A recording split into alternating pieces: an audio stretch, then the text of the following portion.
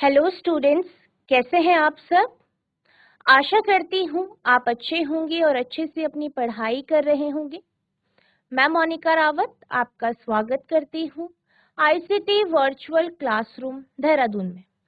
बच्चों, आज हम क्लास 12th का जो आपका सब्जेक्ट है फिजिक्स, उसका chapter electrostatic potential and capacitance को कंटिन्यू करेंगे। तो बच्चों, पिछले लेक्चर में हमने देखा था कि पोलर और नॉन पोलर मॉलिक्यूल्स क्या होते हैं, पोलर नॉन पोलर सब्सटेंसेस क्या होते हैं। आई होप आपको ये टॉपिक समझ में आया होगा। आज हम इसी टॉपिक को आगे कंटिन्यू करेंगे। इसके साथ साथ जो आपका संधारित्र यानी कैपेसिटेंस का जो टॉपिक है उसे डिस्कस करेंगे। तो बच्चों, अब हम चलते हैं अपने स्मार्ट बोर्ड की तरफ। तो बच्चों, पिछले लेक्चर में हमने देखा था कि डाइलेक्ट्रिक क्या होते हैं, ठीक है। चालक से ये किस प्रकार से भिन्न होते हैं, यानी आपका जो परावैद्युत होता है वो चालक से किस प्रकार से भिन्न होता है, किस प्रकार से अलग होता है। पोलराइजेशन का कॉन्सेप्ट देखा था और किस प्रकार से आप जो है किसी भी डाइलेक्ट्रिक को पोलराइज कर सकते हैं, ये भी हमने जाना था। इसके साथ साथ हमने दो प्रकार के पदार्थ देखे। एक था आपका नॉन पोलर सब्सटेंस और दूसरा था पोलर सब्सटेंस, यानी अध्रुवी पदार्थ और ध्रुवी पदार्थ, जिसमें हमने ये जाना था कि जो आपके अध्रुवी पदार्थ होते हैं उनमें पॉजिटिव और जो नेगेटिव होता है, यानी धनात्मक और ऋणात्मक जो चार्ज होता है, ये एक दूसरे पे कोइंसाइड करते, ठीक है, एक दूसरे को ओवरलैप करते, जिस कारण इसमें नॉर्मल कंडीशन में किसी भी प्रकार का डायपोल मोमेंट नहीं होता है।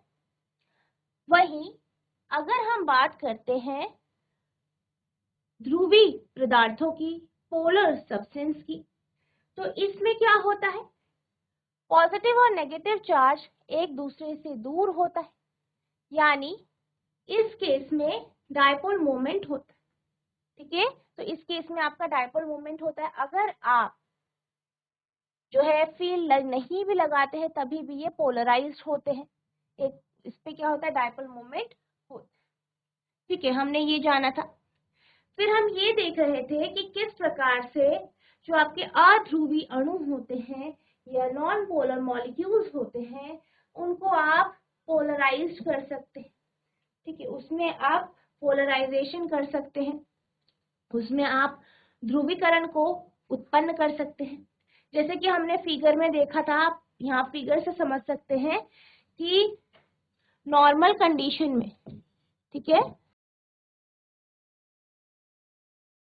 नॉर्मल कंडीशन में आपका पॉजिटिव और नेगेटिव चार्ज एक दूसरे को ओवरलैप करते, लेकिन जैसे ही आप इलेक्ट्रिक फील्ड लगाते हैं, विद्युत क्षेत्र लगाते हैं, तो क्या होता है, जो नेगेटिव चार्ज है, जो नेगेटिव आवेश है, ऋणात्मक आवेश है, वो फील्ड की विपरीत दिशा की तरफ चला जाता है। तो पॉजिटिव और नेगेटिव जो चार्ज होता है इनके बीच में एक दूरी क्रिएट हो जाती है, एक डिस्टेंस क्रिएट हो जाता है, यानी कि मॉलिक्यूल में डायपोल मोमेंट क्रिएट हो जाता है और ये पोलराइज्ड हो जाता है, ठीक है, ये ध्रुवीकृत हो जाते हैं, ये भी हमने देखा था, ठीक है। तो ये हमने पिछले लेक्चर में डिस्कस किया था। अब हम बात करते हैं पोलर मॉलिक्यूल्स की, यानी ऐसे मॉलिक्यूल जो कि नॉर्मल कंडीशन में भी पोलराइज्ड होते। पोलराइज का अर्थ है कि अगर आप इस पे इलेक्ट्रिक फील्ड अप्लाई नहीं करते हैं, विद्युत क्षेत्र नहीं लगाते हैं, तो क्या होता है, अगर आप विद्युत क्षेत्र नहीं भी लगाते हैं तभी भी इसमें जो पॉजिटिव और नेगेटिव चार्ज होता है इनके बीच में एक डिस्टेंस रहती है, दूरी रहती है, जिस कारण इस प्रकार के जो मॉलिक्यूल्स होते हैं उनमें पोलराइजेशन ऑलरेडी होता है, ठीक है। अब जैसे कि आप यहाँ फिगर में देख सकते हैं, ये फिगर ए है, ये फिगर बी है। क्या होता है जब फील्ड अप्लाई नहीं होती, पोलराइजेशन तो होता है।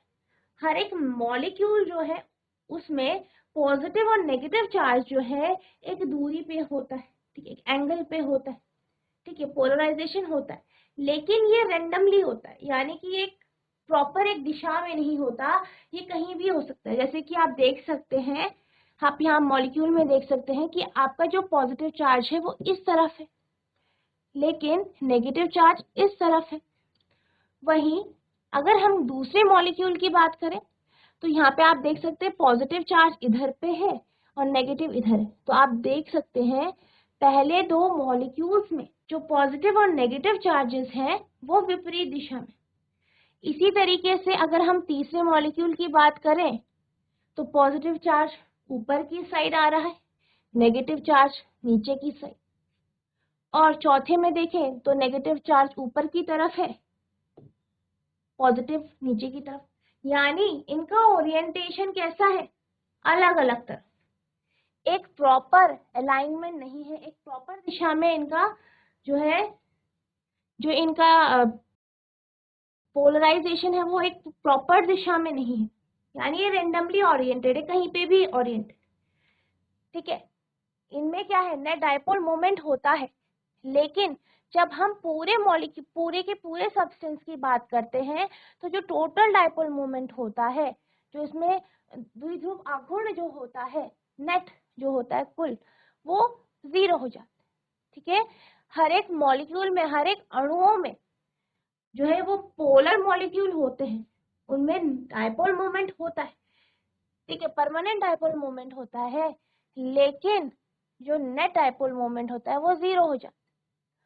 अब अगर हम इसे किसी भी तरीके की इलेक्ट्रिक फील्ड में रखते हैं, हमने क्या किया, हमने पोलर मॉलिक्यूल्स को इलेक्ट्रिक फील्ड में रख दिया, ठीक है। जो आपके ध्रुवी अणु हैं उनको हमने कहाँ रख दिया, आपके विद्युत क्षेत्र पे रख दिया। विद्युत क्षेत्र पे रखने से क्या हुआ, जिस दिशा में फील्ड लगाई जा रही है आप जानते हैं उसके विपरीत दिशा में आपके नेगेटिव चार्ज मूव करेंगे, ठीक है। तो यानी कि आप देख सकते हैं कि फील्ड हमने इस दिशा में लगाई है तो सारे के सारे नेगेटिव चार्ज दूसरी तरफ ओरिएंट होंगे, ठीक है, और पॉजिटिव चार्ज जिस तरफ आपकी फील्ड है उस तरफ, ठीक है। तो यहाँ पे क्या हो गया, ये मॉलिक्यूल प्रॉपर क्या हो गया, आप देख सकते हैं हर एक मॉलिक्यूल में डाइपोल मोमेंट है, इंडिविजुअल डाइपोल मोमेंट है, यानी सारे के सारे मॉलिक्यूल्स में क्या है, डाइपोल मोमेंट है। और जब हम फील्ड लगाते हैं, लेकिन नेट क्या है, 0 है, नेट डाइपोल मोमेंट 0 है, लेकिन जब हम फील्ड लगाते हैं तो इनका ओरिएंटेशन प्रॉपर हो जाता है, जिस कारण पूरा का पूरा जो सब्सटेंस है वो कैसा हो जाता है, पोलराइज्ड हो जाता है, ध्रुवीकृत हो जाता है, या इसमें डाइपोल मोमेंट होता है, ठीक है। In the absence of any electric field the different permanent dipole moment are oriented randomly due to thermal agitation. So the total dipole moment is 0.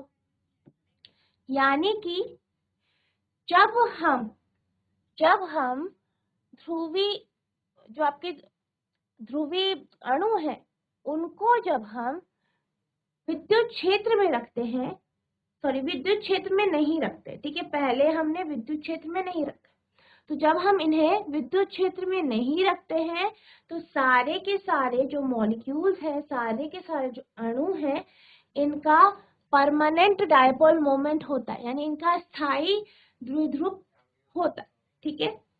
और ये क्यों होता है, ये थर्मल एजिटेशन के कारण होता है, ठीक है, यानी तापीय विक्षोभ के कारण ये होता है, ठीक है।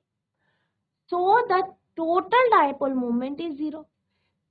अब अगर हम पूरा डाइपोल मोमेंट देखें, टोटल करें, तो डाइपोल मोमेंट जो है या द्विध्रुव आघूर्ण जो है वो 0 होता है। When an external field is applied, the individual dipole moment tend to align with field. अब क्या होता है, जैसे ही हम बाह्य क्षेत्र लगाते हैं, ठीक है, क्या लगाते हैं, बाह्य क्षेत्र यानी एक्सटर्नल फील्ड लगाते हैं, बाह्य विद्युत क्षेत्र लगाते हैं। तो हर एक डायपोल जो है वो फील्ड की दिशा में अलाइन हो जाता है, ठीक है, यानी उसके दिशा में वो संरेखित हो जाता है, ठीक है, एक दिशा में, जिस दिशा में आपने फील्ड लगाई है उसी दिशा में वो अलाइन हो जाता है, जैसे कि आप इस फिगर में देख सकते हैं। When summed overall, the molecules are then a net dipole moment in the direction of the external field. That is, dielectric is polarized. अब जब हम इन सारे के सारे मॉलिक्यूल्स को, जितने भी आपके पास ये अणु हैं, इनको अगर हम एक साथ लेते हैं तो हम ये देखते हैं कि बी केस में नेट डायपोल मोमेंट होता है, कुल द्विध्रुव आघूर्ण होता है, जो कि फील्ड यानी क्षेत्र की दिशा में हो। इसका अर्थ ये है कि जो यहाँ पे डाइलेक्ट्रिक है वो पोलराइज्ड है, वो ध्रुवीकृत है।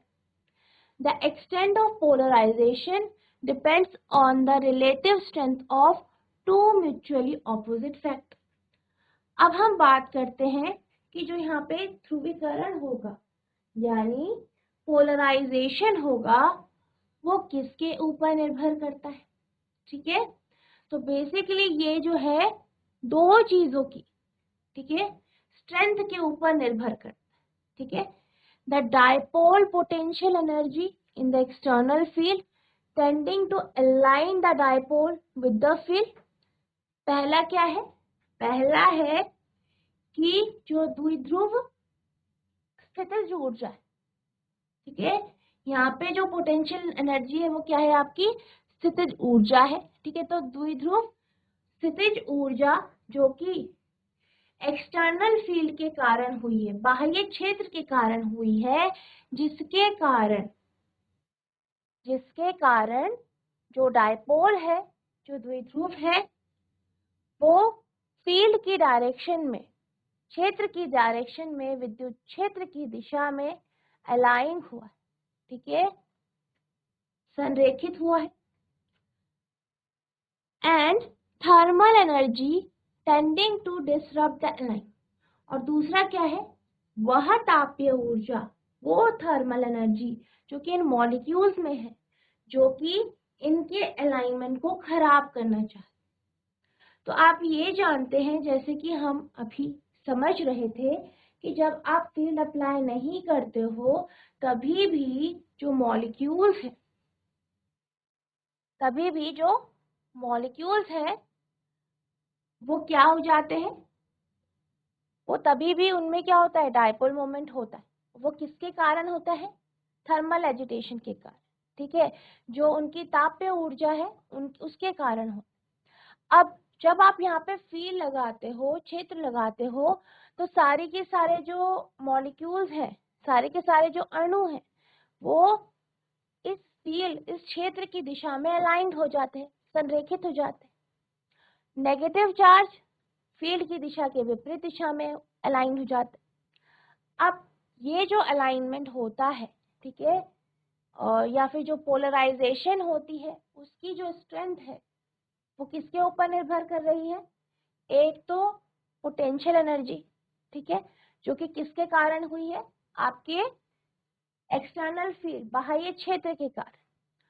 दूसरा, जो ये मॉलिक्यूल्स हैं, इनकी जो तापीय ऊर्जा है इसके कारण, ठीक है, जो कि इनका जो अलाइनमेंट है उसे खराब करने की कोशिश कर। किसी बाह्य क्षेत्र की अनुपस्थिति में विभिन्न स्थायी द्विध्रुव तापीय विक्षोभ के कारण यादृच्छिक अभिविन्यासित होते हैं, अतः कुल द्विध्रुव आघूर्ण शून्य होता है। जब कोई बाह्य क्षेत्र अनुप्रयुक्त किया जाता है तो व्यतिष्ठित द्विध्रुव आघूर्ण क्षेत्र के साथ संरेखित होने लगते। जब सब अणुओं पर इसका योग किया जाता है तो बाह्य क्षेत्र की दिशा में एक नेट द्विध्रुव आघूर्ण पाया जाता है, अर्थात परावैद्युत ध्रुवित हो जाता है। ध्रुवण की सीमा दो परस्पर विरोधी कारकों की अपेक्षिक तीव्रता पर निर्भर करती है, जो इस प्रकार है। विद्युत क्षेत्र में द्विध्रुव स्थितिज ऊर्जा जो द्विध्रुव को क्षेत्र के साथ संरेखित करने का प्रयास करती है, तथा तापीय ऊर्जा जो संरेखण को बिगाड़ने का प्रयास करती है। अब हम चलते हैं अपने अगले टॉपिक की तरफ, जो है आपका कैपेसिटर एंड कैपेसिटर, यानी संधारित्र और इसका जो कैपेसिटेंस है। ठीक है, तो यहाँ पे हम कैपेसिटेंस की बात करेंगे, कैपेसिटर की बात करेंगे। तो बच्चों, आप यहाँ फिगर में देख सकते हैं, यहाँ पे अलग अलग प्रकार के आपको कैपेसिटर यानी संधारित्र दिखाई दे रहे हैं।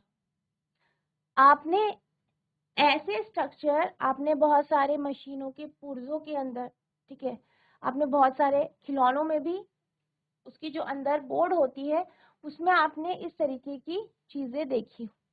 ठीक है, तो ये क्या है? बेसिकली ये आपका कैपेसिटर है, जिसे हम संधारित्र कहते हैं।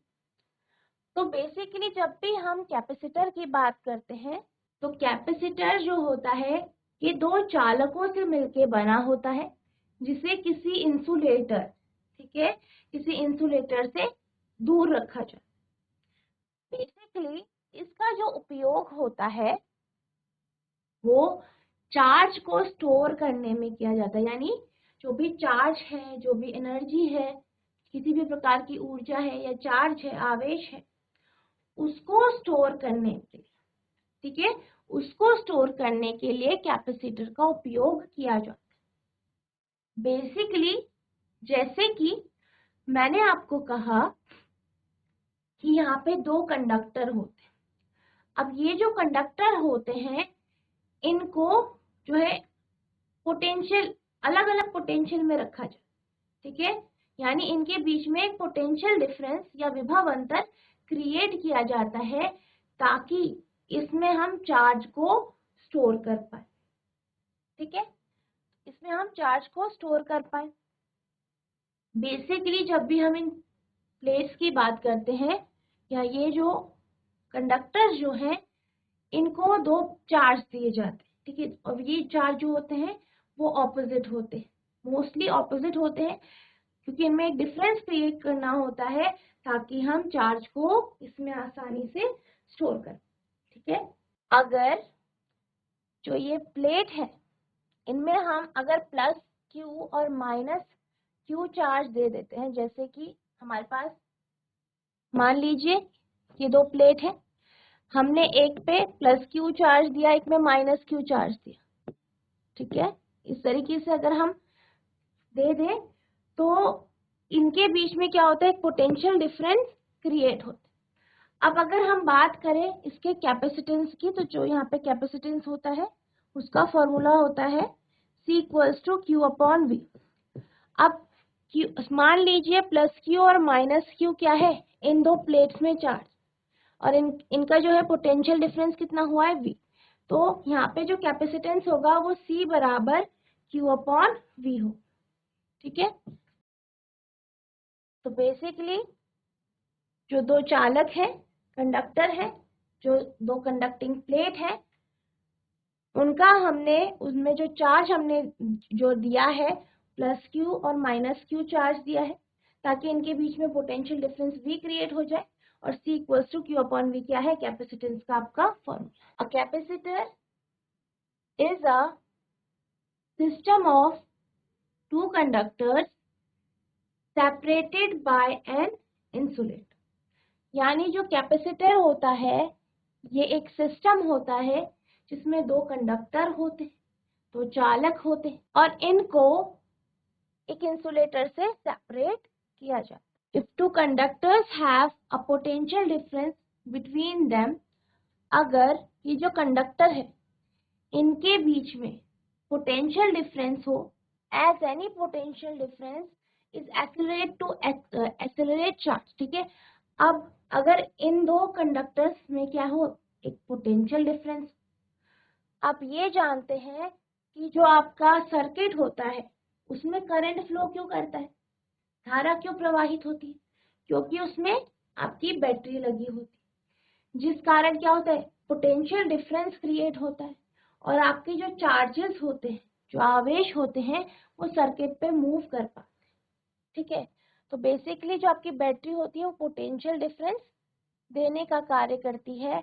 ठीक है, तो यहाँ पे क्या हो रहा है, यहाँ पे भी जो है आपका जो जो ये दो कंडक्टर है, इन्हें जो है अलग अलग पोटेंशियल में रखा जाता है, जिस कारण इनके बीच में पोटेंशियल डिफरेंस या विभवांतर उत्पन्न होता है और ये आवेश को एक्सेलरेट कर पाते हैं, यानी जो चार्ज है वो त्वरित हो पाते हैं, वो चल पाते हैं। The system effectively stores energy, और ये क्या कर पाते हैं, आसानी से ये एनर्जी को स्टोर कर पाते। बेसिकली हम कॉन्सेप्ट लेते हैं कि ये चार्जेस को क्या करते हैं, स्टोर कर। ऐसा डिवाइस जो कि विभव अंतर को मेंटेन करता है और एनर्जी को स्टोर करता है, यानी ऊर्जा को क्या करता है, स्टोर कर पाता है, किसके रूप में, चार्जेस के रूप में, बाय स्टोरिंग चार्ज। इसको हम क्या कहते हैं, कैपेसिटर यानी संधारित्र कहते हैं।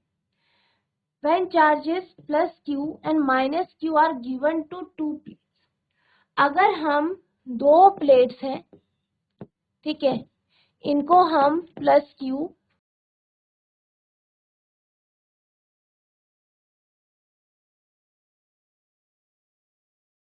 इनको अगर हम प्लस Q और माइनस Q चार्ज दें तो फिर इनके बीच में एक विभव अंतर उत्पन्न हो जाता है। ठीक है, और अगर हम बात करें इसकी कैपेसिटेंस की, इस अरेंजमेंट की, तो इसका जो कैपेसिटेंस होगा वो C equals to Q upon V हो। एक संधारित्र एक इंसुलेटर द्वारा अलग किए गए दो कंडक्टरों की एक प्रणाली है। यदि दो कंडक्टरों के बीच एक विभव अंतर उत्पन्न होता है तो कोई भी विभव अंतर आवेशों को गति देने में सक्षम होता है। सिस्टम ऊर्जा को प्रभावित ढंग से संग्रहित करता है। ऐसा उपकरण जो एक विभव अंतर को बनाए रख सकता है, चार्ज को स्टोर करके ऊर्जा को स्टोर कर सकता है, इसे कैपेसिटर कहलाते हैं। जब आवेश प्लस Q और माइनस Q दो प्लेटों को दिए जाते हैं तो प्लेटों के बीच एक विभव अंतर विकसित हो जाता है। तो इस केस में कैपेसिटेंस क्या होता है आपका, C बराबर Q अपॉन V। तो बच्चों, आज हमने आपका जो डाइलेक्ट्रिक होता है, डाइलेक्ट्रिक सब्सटेंस क्या होते हैं, ये हमने डिस्कस किया। हमने पोलराइजेशन की कॉन्सेप्ट को भी डिस्कस किया। इसके साथ साथ हमने ये देखा कि कैपेसिटेंस क्या होता है, यानी संधारित्र क्या होते हैं। आपको इन टॉपिक को रिवाइज करना है। नेक्स्ट लेक्चर में हम कैपेसिटेंस क्या होता है ये देखेंगे और साथ ही साथ आगे के जो आपके टॉपिक्स हैं उन्हें कंटिन्यू करेंगे। तो बच्चों, आज के लिए बस इतना ही। मिलते हैं अब नेक्स्ट सेशन में। तब तक के लिए thank you and have a nice day.